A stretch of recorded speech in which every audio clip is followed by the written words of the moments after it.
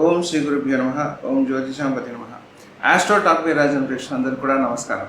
ఈరోజు మనం భాగ్యాధిపతి మన జీవితంలో ఎలా మనం భాగ్యాన్ని అనుభవిస్తాము అనే విషయం గురించి మనం ఈరోజు క్లియర్గా మనం తెలుసుకుందాం. వీడియో ఆఖరి వరకు కూడా చూసే ప్రయత్నం అయితే చేయండి. ఎందుకంటే ఈ మామూలుగా మనము ఎప్పుడు కూడా ఒక కన్ఫ్యూజన్ ఏంటంటే ప్రతి ఒక్కరికి కూడా మనకి అసలు అదృష్టం ఎలా పనిచేస్తుంది, అసలు మనం ఏ విషయంలో మనం అదృష్టవంతులం అనేది చాలామందికి ఒక కన్ఫ్యూజన్ ఉంటుంది. అంటే ఏమో మా జాతకం చూస్తే మీరు చాలా అదృష్టవంతులు అని చెప్తున్నారు మాకు, అంటే అదృష్టం అంటే మీ డెఫినేషన్లో అదృష్టం ఏంటి, జాతకరీత్యా డెఫినేషన్లో అదృష్టం ఏంటి అనే విషయం చెప్తాను మీకు.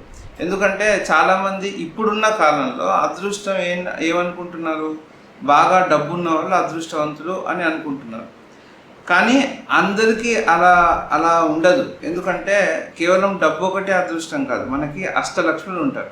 అష్టలక్ష్మి అంటే ధనలక్ష్మి, ధాన్యలక్ష్మి, సంతానలక్ష్మి, తర్వాత మనకి గజలక్ష్మి, వీరలక్ష్మి, విజయలక్ష్మి, వీళ్ళందరూ కూడా మనకి అష్టలక్ష్ములు. అంటే ఆ 8 రకాలైన సుఖాలు మనిషికి అనుభవిస్తూ ఉంటాడు. కొంతమందికి వీర్యం ఎక్కువగా ఉండి అంటే పరాక్రమవంతుడు, వాడికి అదే అదృష్టం, వాడి యొక్క ధైర్యమే వాడికి అదృష్టంగా ఉంటుంది.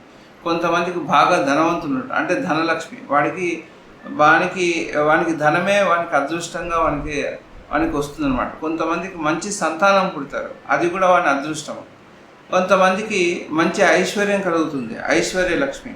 కొంతమందికి ఐశ్వర్యం అంటే ఇక్కడ కేవలం డబ్బు ఒకటే కాదండి. ఐశ్వర్యం అంటే వాడు అన్నిట్లో ఒక సుఖాన్ని అనుభవించడం, అదొక ఐశ్వర్యం. అంటే ఉన్నట్టుగా వాడి జీవితాన్ని అనుభవిస్తున్నాడు, సంతోషంగా దాన్ని తీసుకోగలుగుతున్నాడు, అంటే అది ఐశ్వర్యలక్ష్మి.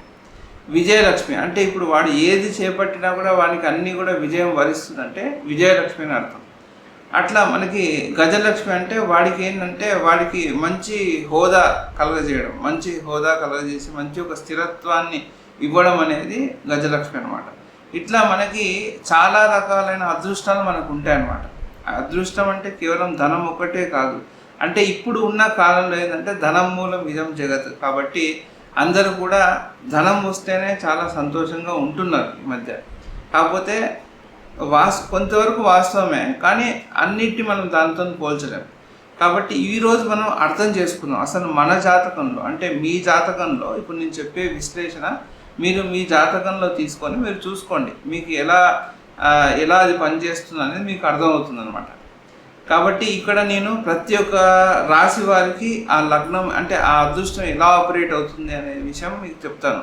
ఎందుకంటే మీరు క్లియర్గా ఒక పెన్ను పేపర్ అయినా తీసుకోండి, లేకపోతే మీ జాతక చక్రం ముందర పెట్టుకొని కూర్చొని చూసుకోండి. మీకు ఒకవేళ మీ జాతకం మీకు మైండ్లోనే మీకు గుర్తుందంటే అది వేరే విషయం. కాకపోతే ఇప్పుడు నేను చెప్పేది జాగ్రత్తగా మీ జాతకంలో పరిశీలించండి, తప్పకుండా మీకు ఒక క్లారిటీ వస్తుంది. అప్పుడు మీరు ఎవరిని జ్యోతిష్కుని సంప్రదించే అవసరం లేదు. మనకి ఒక క్లారిటీ ఉంటుంది, ఓహో మన అదృష్టం ఇదే, కాబట్టి ఇది కాకుండా వేరే అన్నీ కూడా పర్వాలేదు, వీ షుడ్ అడ్జస్ట్ అనే ఒక మనస్తత్వం అనేది మనకు ఏర్పడుతుంది అన్నమాట.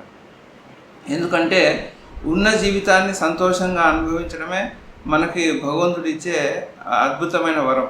కాబట్టి అది మనము అనుభవించేటట్టుగా మనమే చూసుకోవాలి. ఎందుకంటే ఇచ్చిన దానికి సంతోషపడకుంటే మనంత దురదృష్టవంతులు ఎవరు ఉండరు. కాబట్టి ఇప్పుడు అదృష్టం అనేది మనం ఏ స్థానంలో చూస్తామంటే జాతకంలో 9వ స్థానాన్ని మనం అదృష్ట స్థానంగా మనం చూస్తాం.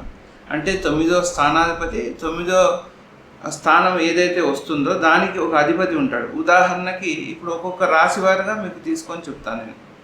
అయితే దానికి ముందుగా ఏంటంటే ఏ స్థానాల్లో కూర్చుంటే ఆ అదృష్టాన్ని ఇస్తాడు అనే విషయం మీకు తెలియాలన్నమాట.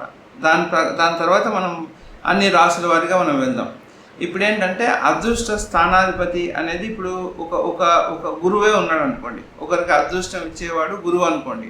ఆ గురువు వెళ్ళి ఎక్కడ కూర్చుంటే అది వాడికి అదృష్టంగా వస్తుంది. అయితే ఇక్కడ మనకేంటంటే బేసిక్గా ప్రతి ఒక్కరు కూడా ఒక్కొక్క భావం ఎలా పనిచేస్తుంది అనేది తెలిస్తే అప్పుడు మీకు క్లియర్గా ఇది అర్థమవుతుంది అన్నమాట. ఎందుకంటే అన్నీ చెప్పడం అనేది అది క్లాస్లో అయితే సాధ్యం, కానీ నేరుగా ఈ లెంతీ వీడియోస్ ఎవరు కూడా చూడడం లేదు. ఎందుకంటే ఇప్పుడు ఈవెన్ మనకు రీల్స్లోనే ఒక 2 నిమిషం పాటు 3 నిమిషాల పాటు ఉన్న రీల్స్నే మనం ఇలా అనేసి మనం చూడకుండా వదిలిపెడతాం. కానీ ఒక ఇంపార్టెంట్ విషయాన్ని కూడా మనం చూడడం లేదు. ఎందుకంటే మనకి ఆ మైండ్ అలా పనిచేస్తుంది ఇప్పుడున్న కాలంలో.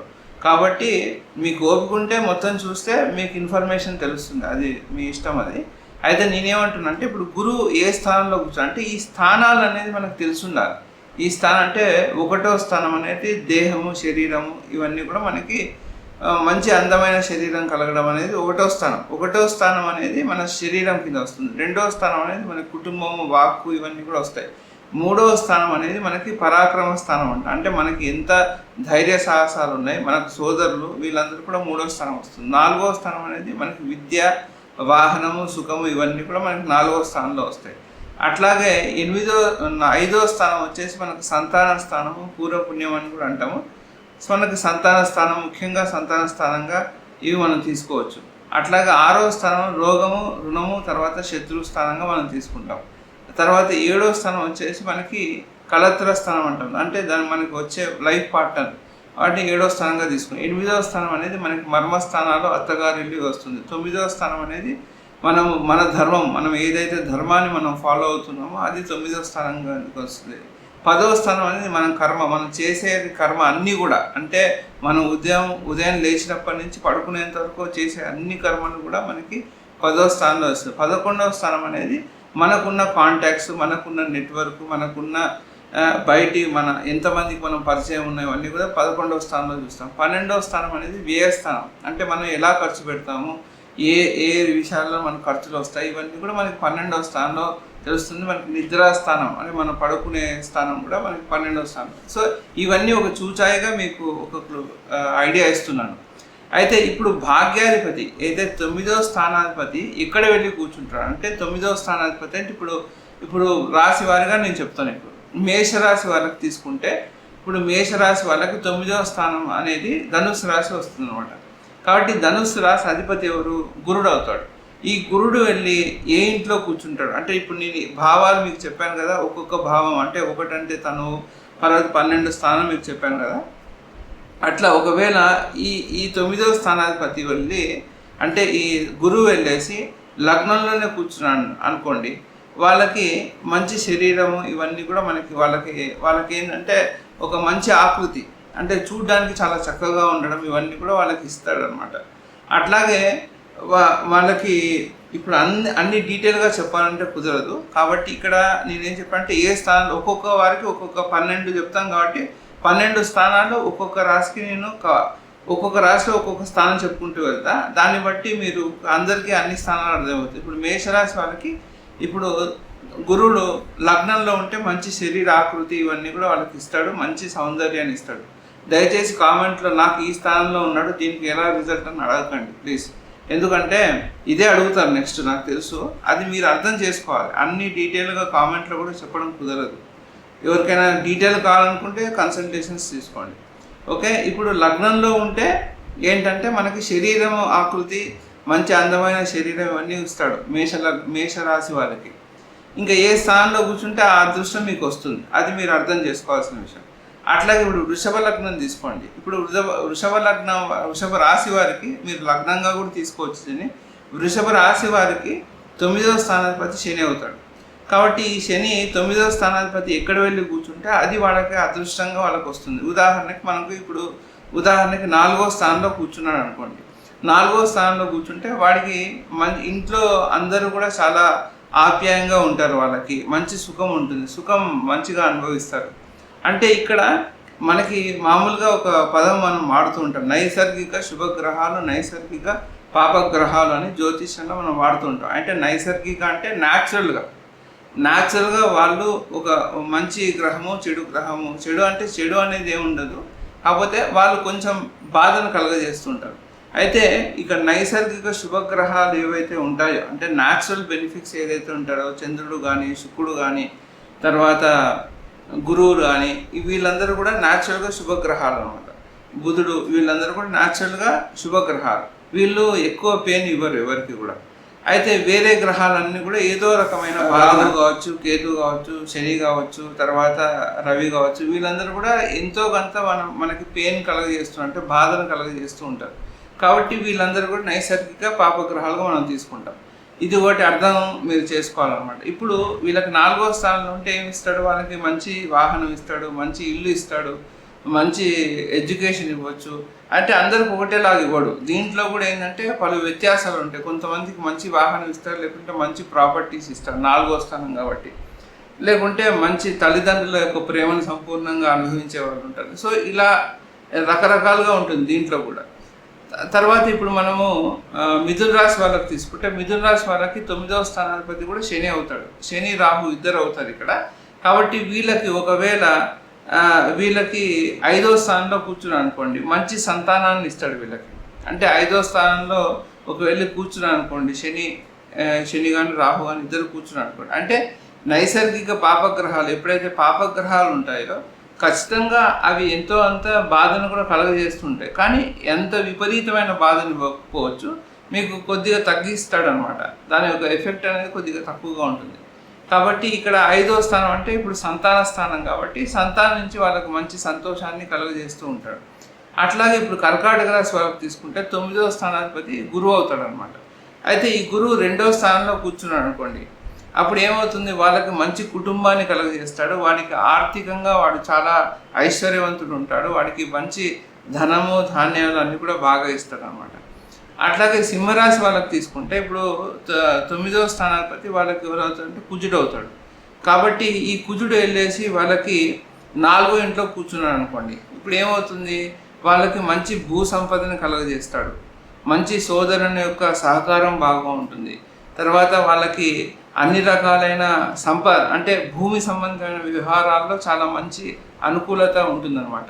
ఇది వాళ్ళకి కుజుడు ఇచ్చే అదృష్టం అన్నమాట. అట్లాగే మీరు వీళ్ళకి తీసుకుంటే కన్యారాశి వాళ్ళకి తీసుకుంటే 9వ స్థానాధిపతి వాళ్ళకి శుక్రుడు అవుతారు అనమాట. అంటే ఈ శుక్రుడు ఏం చేస్తాడు, ఈ శుక్రుడు ఉదాహరణకి వెళ్ళి 4వ ఇంట్లో కూర్చున్నాడు అనుకోండి, వాడికి మంచి వాహన సౌఖ్యం ఇస్తాడు అనమాట. తర్వాత మంచి భార్య నుంచి మంచి సుఖాన్ని కలగజేస్తూ ఉంటాడు. అంటే కళత్ర సుఖం న్యాచురల్గా శుక్రుడు మంచి కళత్రకారకుడు అంటాం కాబట్టి భార్య సుఖాన్ని అందజేస్తాడు. తర్వాత ఇక్కడ మళ్ళీ శత్రుస్థానంలో ఉంటే కొంచెం దాని యొక్క ఇంటెన్సిటీ తక్కువ చేయడం ఇవన్నీ కూడా ఉంటాయి. కాకపోతే మీరు అర్థం చేసుకోవడానికి చూచాయిగా మీకు ఇన్ఫర్మేషన్ ఇవ్వడం జరుగుతుంది. అట్లా ఇప్పుడు కన్యారాశి వాళ్ళకి 4వ స్థానం అంటే 4వ స్థానానికి సంబంధించి అన్ని సుఖాలు ఇస్తాడు. తర్వాత ఇప్పుడు మనము తులారాశి వాళ్ళకి తీసుకుంటే 9వ స్థానాధిపతి బుధుడు అవుతాడు. అంటే మిథునం అవుతుంది వాళ్ళకి. కాబట్టి బుధుడు వెళ్ళేసి వాళ్ళకి ఉదాహరణకు 6వ స్థానంలో కూర్చున్నాడు అనుకోండి, ఇప్పుడు 6వ స్థానంలో కూర్చుంటే వీళ్ళకేంటి మంచి ఆరోగ్యాన్ని ఇస్తాడు. మంచి ఆరోగ్యము, తర్వాత మంచి ఫ్రెండ్స్ కావచ్చు, మంచి రోగ రుణ శత్రుస్థానంగా ఉంటుంది. కాబట్టి 6వ స్థానం వాళ్ళకి శత్రువులే ఉండరు. తర్వాత రోగం ఎక్కువగా ఉండదు. తర్వాత ఎక్స్పెన్సెస్ ఎక్కువగా అవ్వవు. ఇవన్నీ కూడా వాళ్ళు చేసుకున్న అదృష్టం అన్నమాట. అట్లాగే ఇప్పుడు వృశ్చిక రాశి వాళ్ళకి 9వ స్థానాధిపతి చంద్రుడు అవుతూ ఉంటాడు. చంద్రుడు వెళ్ళేసి వాళ్ళకి 2వ స్థానంలో కూర్చున్నాడు అనుకోండి, ఒక మంచి కుటుంబాన్ని ఇస్తాడు. అంటే మంచి కుటుంబ సౌఖ్యం అనేది వాడికి ఇస్తాడు. తర్వాత వాడికి మంచి ధనం ఇస్తాడు. అంటే 2వ స్థానం ధనం కూడా కాబట్టి మంచిగా అదృష్టవశాత్తు వాడికి ధనం కలిసి రావడం కావచ్చు, ఇట్లాంటివన్నీ కూడా వాళ్ళకి కలుగుతుంది అనమాట. అట్లాగే మనం ధనుసు రాశి వాళ్ళకి తీసుకుంటే ధనుసు రాశి వాళ్ళకి 9వ స్థానాధిపతి సూర్యుడు అవుతాడు. అంటే సింహరాశి అవుతుంది. కాబట్టి సింహరాశి అంటే ఇప్పుడు రవి వెళ్ళేసి అంటే సూర్యుడు వెళ్ళేసి 7వ స్థానంలో కూర్చున్నాడు అనుకోండి, వానికి అదృష్టవశాత్తు మంచి భార్య లభించడం, అంటే మంచి లైఫ్ పార్ట్నర్ లభించడం అనేది వాళ్ళు చూడగలుగుతారు అనమాట. అట్లాగే ఇప్పుడు మకర రాశి వాళ్ళకి 9వ స్థానాధిపతి బుధుడు అవుతాడు. అంటే కన్యారాశి అవుతుంది. అంటే బుధుడు అధిపతి. కాబట్టి ఈ బుధుడు వెళ్ళేసి వీళ్ళకి 3వ స్థానంలో కూర్చున్నాడు అనుకోండి. ఉదాహరణకి 3వ స్థానంలో కూర్చుంటే ఇక్కడ ఏమవుతుంది, వాడికి మంచి సోదర సౌఖ్యం, సోదర లాభము, సోదరుల సౌఖ్యము, మంచి పరాక్రమవంతుడు, ఇవన్నీ కూడా ఉంటాయి. అంటే ఇక్కడ అందరికి కూడా ఒక సందేహం కలుగుతుంది. ఇక్కడ ఈ నీచ స్థితి ఉచ్చ స్థితులు అన్నీ కూడా ఉంటాయి కదా, మళ్ళీ దాని ఎఫెక్ట్ కూడా ఉంటుంది. అంటే ఖచ్చితంగా దాని ఎఫెక్ట్ కూడా ఉంటుంది. అయితే దీంట్లో మనం ఒక అర్థం చేసుకోవడానికి చూసాగా మీకు చెప్తున్నాను. దీంట్లో చాలా రకాల డౌట్స్ వస్తాయి. ఆ డౌట్స్ ఏవి నన్ను అడగొద్దు. ఎందుకంటే దీంట్లో డౌట్స్ అన్లిమిటెడ్ డౌట్స్ వస్తాయి మీకు. ఎందుకంటే ఇది ఒకసారిగా చెప్పేది కాదు. కాకపోతే చాలామంది క్లారిటీ ఉండదు. అంటే తర్వాత మనకి ఒక బేసిక్ ఇంపార్టెంట్ విషయం ఒకటి అందింది అనుకోండి, దాని తర్వాత మీరు దాన్ని వేరే అన్నీ కూడా కోరిలేట్ చేసుకోవాలి, అన్నీ కూడా సమన్వయం చేసుకొని చూసుకోవాలి. ఉచ్చస్థితి, నీచస్థితి, శత్రుస్థానము, అవన్నీ కూడా మీరు అవన్నీ కూడా కొంచెం లోపాన్ని కలగజేస్తుంటాయి. అదొకటి గుర్తుపెట్టుకోండి. ఇప్పుడు కుంభరాశి వాళ్ళకి 9వ స్థానాధిపతి శుక్రుడు అవుతాడు. ఇప్పుడు శుక్రుడు వెళ్ళి 6వ స్థానంలో కూర్చున్నాడు అనుకోండి, ఉదాహరణకి వాళ్ళకి మంచి ఉద్యోగాన్ని కలుగజేస్తాడు, మంచి సర్వీస్ని ఇస్తాడు, మంచి బంధువులు, స్నేహితులు అందరినీ కూడా మంచిగా ఇస్తాడు అనమాట. అట్లాగే మీనరాశి వాళ్ళకి 9వ స్థానాధిపతి వృశ్చిక రాశి వస్తాడను. వృశ్చిక రాశి అధిపతి ఎవరు? శుక్రుడు, తర్వాత కుజుడు, ఇంకా కేతువు, ఇద్దరు కూడా ఆధిపత్యం తీసుకుంటారు. కుజుడినే తీసుకోండి. ఇప్పుడు వాళ్ళకి ఏంటంటే కుజుడు ఇప్పుడు వెళ్ళేసి 8వ స్థానంలో కూర్చున్నాడు అనుకోండి, అంటే మంచి అత్తగారు అనేది వాళ్ళకి ఇస్తారు. అంటే మంచి అత్తగారు సౌఖ్యం, అంటే అత్తగారి ఇంట్లో మంచి సుఖాన్ని, లేకుంటే పూర్వీకుల ఆస్తి ఇవ్వడం కావచ్చు, ఇవన్నీ కూడా వాళ్ళకి కలుగుతాయి అన్నమాట. ఇది అంటే మనకి మొత్తం మీద మీరు అర్థం చేసుకోవాల్సిన విషయం ఏంటంటే 9వ స్థానాధిపతి ఎక్కడ వెళ్ళి కూర్చుంటే ఆ స్థానానికి సంబంధించిన సుఖాన్ని వాళ్ళు అనుభవిస్తారనమాట. ఇది మనం మెయిన్గా అర్థం చేసుకోవాల్సింది. అయితే దీంట్లో మోస్ట్ ఇంపార్టెంట్ ఏంటంటే దీంట్లో ఉచ్చస్థితి కానీ, నీచస్థితి కానీ, వేరే పాపగ్రహాలతో కలిసి ఉండడం కావచ్చు, ఇవన్నీ కూడా దాని యొక్క ఎఫెక్ట్ని తగ్గిస్తూ పోతూ వస్తుంటారు. అంటే ఇప్పుడు ఒక మనిషి సుఖాన్ని ఎంత లెవెల్లో అనుభవిస్తాడన్న దానికి ఏంటంటే దీనికి పాపగ్రహ దృష్టి కలగడం కానీ, పాపగ్రహాలతో కలిసి ఉండడం కానీ, నీచ స్థితిలో వెళ్ళడం కానీ, ఉచ్చస్థితిలో వెళ్ళడం కానీ, శత్రుస్థానంలో కూర్చోవడం కానీ, ఇవన్నీ కూడా మీరు సమన్వయం చేసుకొని చూసుకునే విషయం అనమాట. ఇవన్నీ కూడా ఒక నెగిటివ్ ఇంపాక్ట్ని కలగజేస్తూ ఉంటాయి అన్నమాట. అదే ఒక పాజిటివ్ ప్లేస్లో, అంటే మంచి ప్లేస్లోనే కూర్చున్నాడు. ఈ 9వ స్థానాధిపతి కూర్చున్న స్థానము అతనికి స్నేహితుడి యొక్క ఇంట్లో కూర్చోవడం కావచ్చు, ఒక ఉచ్చ స్థితిలో కూర్చోవడం కావచ్చు, ఒక మంచి స్థితిలో కూర్చోవడం కావచ్చు, ఇవన్నీ కూడా ఇంకా మీకు ఆ అదృష్టాన్ని పెంపొందింప చేస్తూ ఉంటాయి అన్నమాట. ఇది మనం గుర్తుపెట్టుకోవాల్సింది. కాబట్టి ఈ వీడియో మీరు మరీ చూసి అర్థం చేసుకుంటారని ఆశిస్తున్నాను. ఎందుకంటే ఇది ఒకసారి మనకు అర్థం కాని విషయము 1కి 2 సార్లు చాలా జాగ్రత్తగా వింటే దాని యొక్క మెయిన్ వివరణ అనేది మీకు అర్థమవుతూ ఉంటుంది. ఎందుకంటే ఇది చాలా ఇంపార్టెంట్. ఇది చాలామందికి చాలా ఏళ్ళ తర్వాత కూడా వాళ్ళకి అనుభవంలోకి రాని విషయం ఇది. మనకి జాతకంలో ఏంటంటే కొన్ని సూక్ష్మాలు మనకి అనుభవంలో తెలుస్తూ ఉంటాయి. మీకు ఆ సీక్రెట్ని మీకు ఇచ్చాను నేను. కాబట్టి ఇది మీరు మీ జాతకంలో టెస్ట్ చేసుకోండి. ఎవరికైనా కన్సల్టేషన్స్ కావాలనుకుంటే వాళ్ళు నన్ను సంప్రదించవచ్చు. నమస్కారం.